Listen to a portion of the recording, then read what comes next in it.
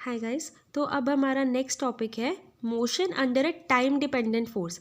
यानी कि अब हम लोग उस मोशन के बारे में बात करेंगे जिसमें जो फोर्स हम लोग अप्लाई कर रहे हैं वो टाइम पे डिपेंडेंट है। तो अब हम इस टॉपिक के अंडर एफ वेक्टर को किसके साथ रिप्लेस कर देंगे, एफ वेक्टर टी। तो इसका मतलब क्या है कि जो मेरी फोर्स है वो टाइम डिपेंडेंट है, यानी टाइम से रिलेटेड है।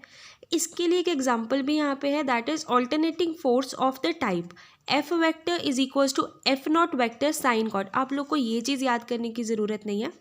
इस एग्जांपल का बेसिक मीनिंग ये है कि डिफरेंट फील्ड्स में यानी ऑल्टरनेटिंग फील्ड्स में मेरी जो फोर्स है वो डिफरेंट तरीके से काम करती है। यानी कि जो मेरे चार्ज पार्टिकल्स हैं वो एक डिफरेंट फोर्स एक्सपीरियंस करते हैं हर डिफरेंट फील्ड में।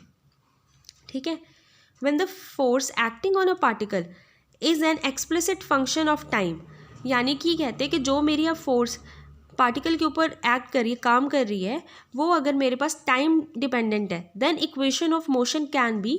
तो अब अगर ऐसा है तो हम इक्वेशन ऑफ मोशन को किस तरीके से लिख सकते हैं, इस तरीके से। हमारे पास जो फोर्स का फॉर्मूला होता है वो यही होता है, F equals to M A. और जो मेरी ए है वो एक्सेलरेशन है। एक्सेलरेशन की डेफिनेशन क्या है, rate of change of velocity, और उसको हम लोग रिप्रेजेंट करते हैं D V by D T से। तो डायरेक्टली वो चीज़ यहाँ पे रिप्लेस कर दी हमने। ठीक है। अब हम क्या करेंगे, इस इक्वेशन को इंटीग्रेट करेंगे। हमारे पास इनिशियल कंडीशंस क्या ली हैं हमने कि अगर मेरा टाइम ज़ीरो है, यानी कि उस टाइम पे मेरे पार्टिकल्स क्या है, रेस्ट पे हैं, तो मेरे पास वी नॉट आ जाएगा रिजल्ट। ठीक है। अगर मेरा टाइम टी है तो मेरी वेलोसिटी क्या आ जाएगी, वी टी आ जाएगी। ठीक है। तो अब हम लोग इन इनिशियल कंडीशन की हेल्प से इंटीग्रेशन परफॉर्म करते हैं। तो यहाँ पे क्या है, वन की इंटीग्रेशन क्या आएगी, वी, और फिर हम लोग इसमें अपर लिमिट और लोअर लिमिट सब्सटीट्यूट कर देंगे तो मेरे पास लेफ्ट हैंड साइड ये आ जाएगी। डन। 1/m क्या है, मेरे पास कांस्टेंट है, और राइट हैंड साइड में हमने कोई चेंज नहीं किया, वो एज इट इज़ है।